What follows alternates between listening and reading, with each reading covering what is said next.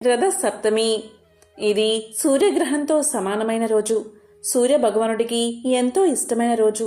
ఇలాంటి పవిత్రమైన రోజున మీరు కేవలం ఈ చెట్టును తాకితే చాలు, మీ ఒంట్లోకి అద్భుత శక్తులు ప్రవేశిస్తాయి. ఆ సూర్య భగవానుడి కిరణాల్లోని శక్తిని ఈ చెట్టు మాత్రమే గ్రహిస్తుంది.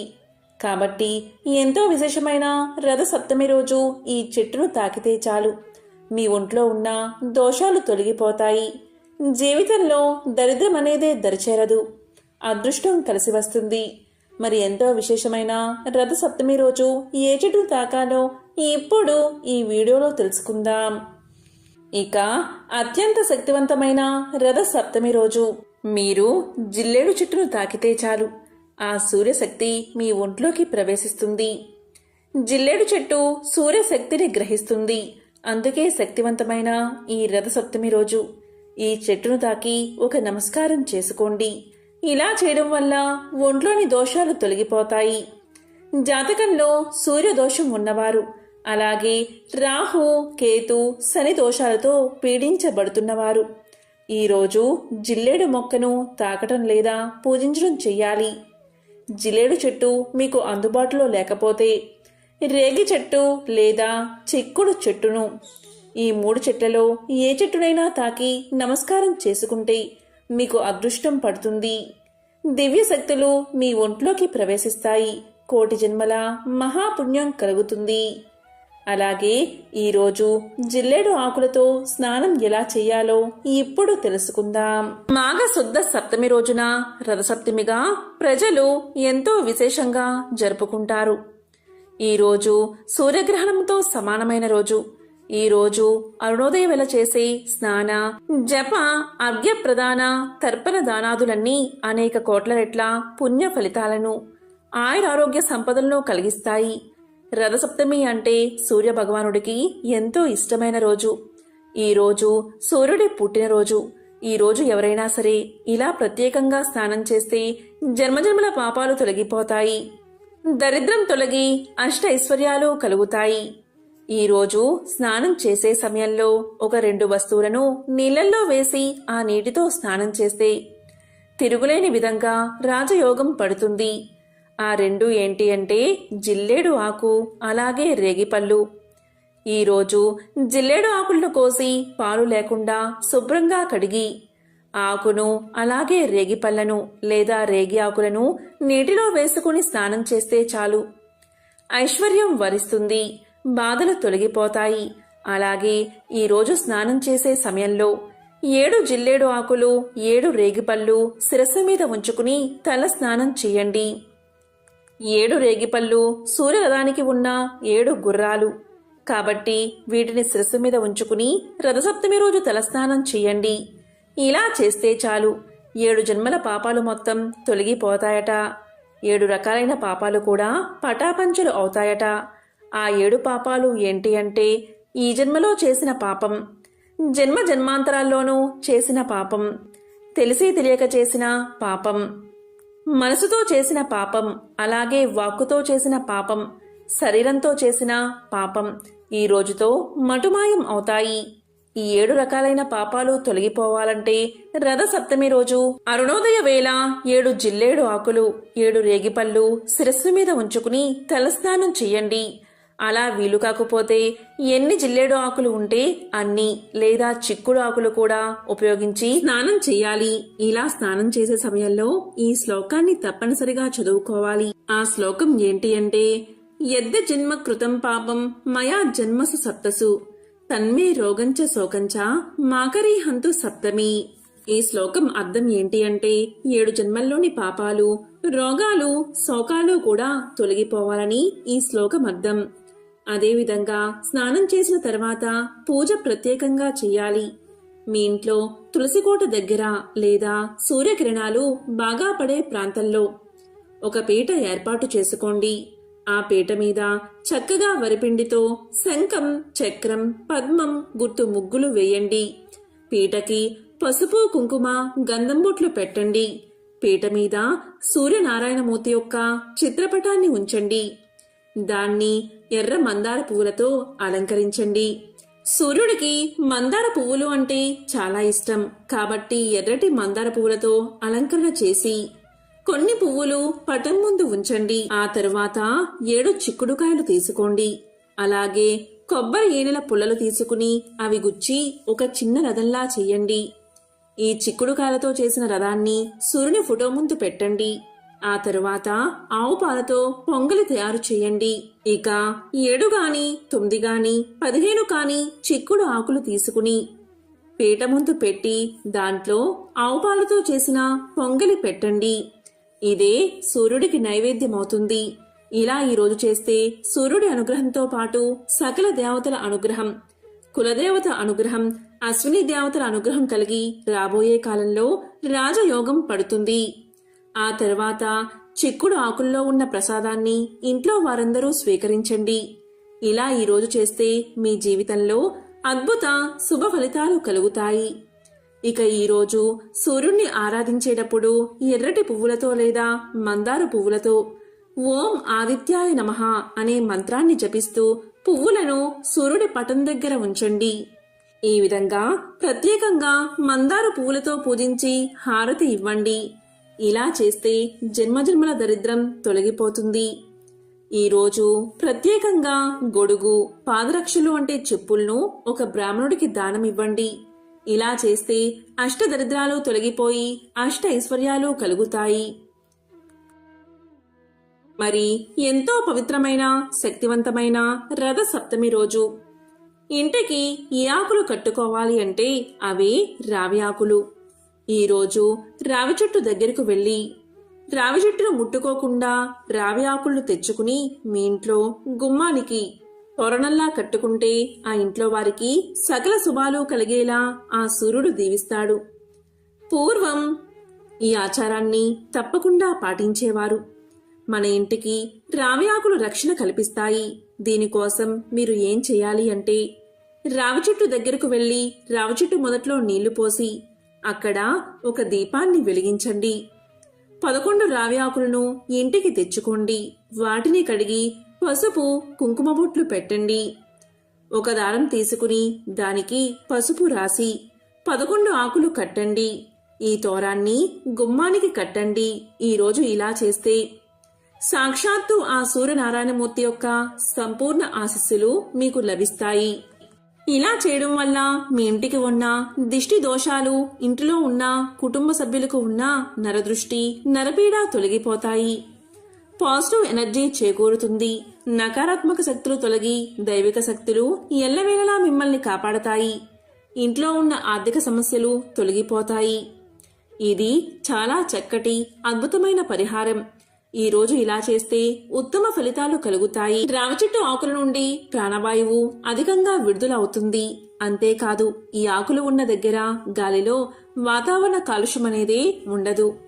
ఎందుకంటే దీనిని రావి ఆకులు శుద్ధి చేసి మనకు స్వచ్ఛమైన గాలిని అందిస్తాయి. ఇలాంటి పవిత్రమైన రథ సప్తమి రోజు రావి ఆకులను మన ఇంటికి రక్షణగా కట్టుకోవడం వల్ల సూర్యనారాయణమూర్తి ఎంతో సంతోషించి చక్కటి ఆరోగ్యాన్ని ప్రసాదిస్తాడు. కాబట్టి ఈరోజు తప్పకుండా రావి ఆకులను గుమ్మానికి కట్టుకోండి. రావి చెట్టు సాక్షాత్తు మహావిష్ణువు స్వరూపం. మన పూర్వీకులు ఎక్కువగా రావి చెట్టు నీడని విశ్రమించేవారు. వారు ఎక్కువ కాలం బతకడానికి ఇది కూడా ఒక రహస్యం. వృక్షాలంటిలో రావి చెట్టు పరమ పవిత్రమైనదని శ్రీమద్ భాగవతంలో సాక్షాత్తు శ్రీకృష్ణ భగవానుడే తెలియచేశాడు. విష్ణు నివాసంగా రావి చెట్టును పరిగణిస్తారు. ఈ రావి చెట్టు కింద పరమ భక్తులైన హిందువులు తమ ప్రాణాలు సైతం సంతోషంగా విడవడానికి ఇష్టపడతారు. ఎవరైతే రావి చెట్టు మొదట్లో నీరు పోసి చెట్టుకు ప్రదక్షిణ చేస్తారో అలాంటి వారికి భగవంతుణ్ణి సేవించిన పుణ్యం లభిస్తుంది. ఆయుష్ పెరుగుతుంది. పాపాలు తొలగిపోతాయి. మోక్షం లభిస్తుంది. రావి చెట్లు ఏ ఊర్లో అయితే అధికంగా ఉంటాయో ఆ ఊర్లో అందరూ ఆరోగ్యంగా జీవిస్తారు. ఎందుకంటే రావి చెట్టు నుంచి ప్రాణవాయువు అధికంగా విడుదలవుతుంది. రావి చెట్టు సమీపంలో నివసించే వారికి ఆయురారోగ్యాలు కలుగుతాయి. అంతేకాదు రావి చెట్టు నుంచి వీచే గాలి వాతావరణ కాలుష్యాన్ని పారద్రోలుతుంది. స్వచ్ఛమైన ఆరోగ్యవంతమైన గాలిని మానవులకు పంచుతుంది. పద్మ పురాణం ప్రకారం రావి చెట్టును విష్ణు స్వరూపంగా చెప్తారు. ఇది ఎంతో పవిత్రమైన చెట్టు. బ్రహ్మ వైవర్తన పురాణంలో కూడా రావి చెట్టు యొక్క ప్రస్తావన ఉంది. ఈ చెట్టు అత్యంత శ్రేష్టమైనదిగాను దేవతా వృక్షంగాను పురాణాలు చెప్తున్నాయి. అందుకే దీన్ని అశ్వత్థ వృక్షము అని పిలుస్తారు. గౌతమ బుద్ధునికి రావి చెట్టు కిందే జ్ఞానోదయం అయ్యింది కనుక రావి చెట్టును బోధి వృక్షము అని కూడా పిలుస్తారు.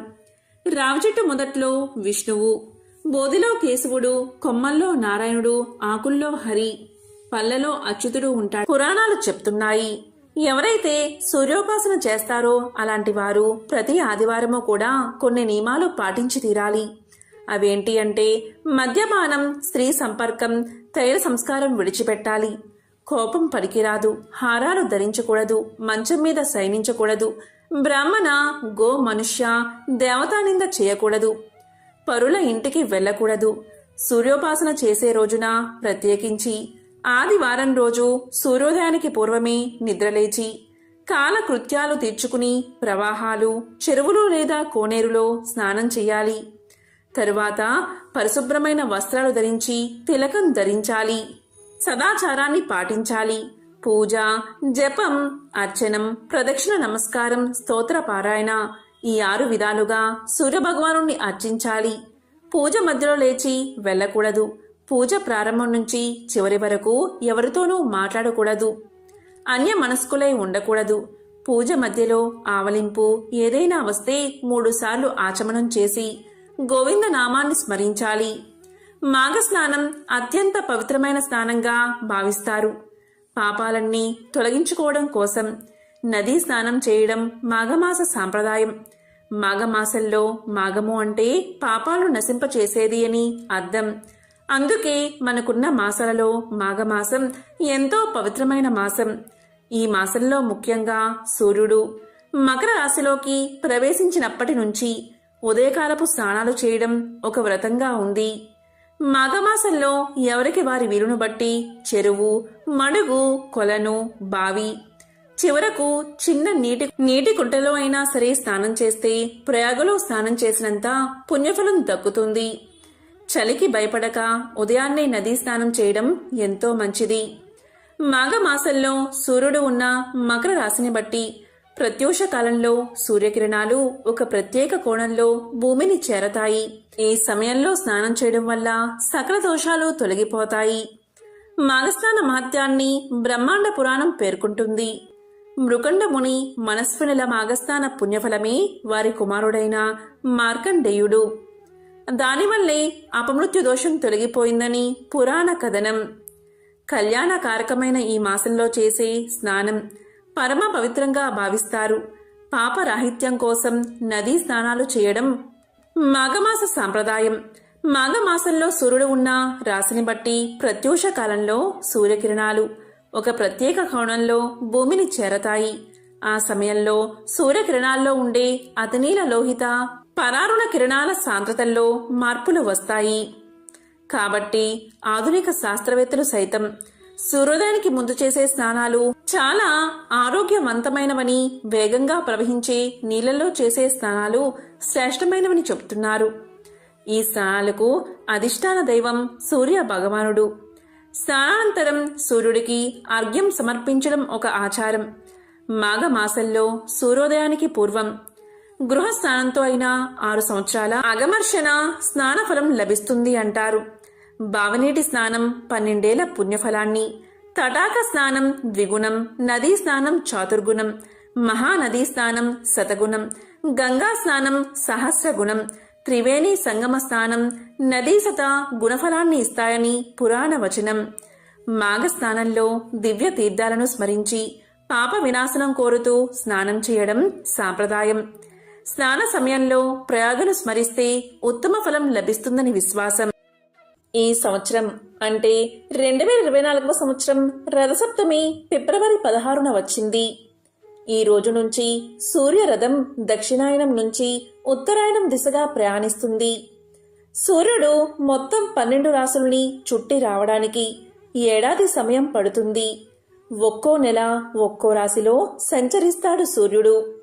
అదితి కశ్యప దంపతులకి సూర్య భగవానుడు జన్మించిన రోజు ఇది. అందుకే దీన్ని సూర్య జయంతి అని పిలుస్తారు. ఈశ్వరుడు సప్తమి రోజునే సూర్యుణ్ణి సృష్టించాడు. అందుచేత ఈరోజు సూర్య జయంతిగా రథసప్తమిగా జరుపుకుంటారు. సూర్యుడు లేనిదే ప్రాణికోటి లేదు. అందుకే ఆయన విశ్వానికే ప్రత్యక్ష దైవమయ్యాడు. సప్తమి రోజు సూర్య భగవాన్ని పూజించడం ఎంతో శుభప్రదం. సూర్య భగవానుడికి 12 పేర్లు ఉన్నాయి. అవి ఏంటి అంటే మిత్ర, రవి, సూర్య, భాను, ఖగ, పూష, హిరణ్య గర్భ, మరీచి, ఆదిత్య, సవిత, అర్క, భాస్కర. అందుకే సూర్యుణ్ణి ద్వాదశాత్మకుడు అని పిలుస్తారు. ఈ రోజు అరుణోదయ వేళ చేసే స్నాన, జప, అర్ఘ్య ప్రదాన, తర్పణ దానాదులన్నీ అనేక కోటి రెట్ల పుణ్య ఫలాన్ని, ఆయురారోగ్య సంపదలను కలిగిస్తాయి. రథసప్తమి అంటే సూర్యుడికి ఎంతో ఇష్టమైన రోజు. ఈ రోజు సూర్యుడి పుట్టినరోజు. ఈ రోజు 7 గుర్రాల మీద సూర్యుడు సంచరిస్తూ ఉంటాడు. సూర్యరథానికి ఉండే 7 గుర్రాలు 7 వారాలకి 12 చక్రాలకి 12 రాసులని భావిస్తూ ఉంటారు. గాయత్రి, త్రిష్ణువు, అనుష్టుపు, జగతి, పంక్తి, బృహతి, ఉష్ణిక్కు అనేవి సూర్యుడి గుర్రాల పేర్లు. మేషం నుంచి మీనరాశి వరకు సూర్యుడు సంచరించేందుకు ఏడాది కాలం పడుతుంది. ఒక్కో రాశిలో ఒక్కో నెల సంచరిస్తాడు. రథసప్తమి రోజున తెల్లవారుజామునే నిద్రలేచి పవిత్ర స్నానాన్ని ఆచరించి సూర్యుడికి నీటిని సమర్పించాలి. దీన్నే అర్ఘ్యము అంటారు. పూజ చేసేందుకు పసుపు రంగు దుస్తులు ధరిస్తే చాలా మంచిది. ఉదయించే సూర్యుడికి అర్ఘ్యం సమర్పించే నీళ్లలో నువ్వులు, జిల్లేడు ఆకులు ఉండేలా చూసుకోవాలి. ఓం సూర్యాయ నమః అనే మంత్రాన్ని జపిస్తూ అర్ఘ్యాన్ని సమర్పించాలి.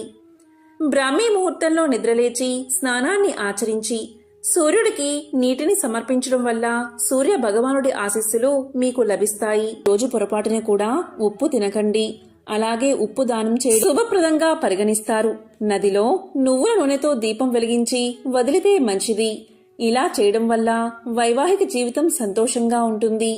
బెల్లంతో చేసిన పరమాన్నం సూర్యుడికి నైవేద్యంగా సమర్పిస్తే చాలా మంచిది.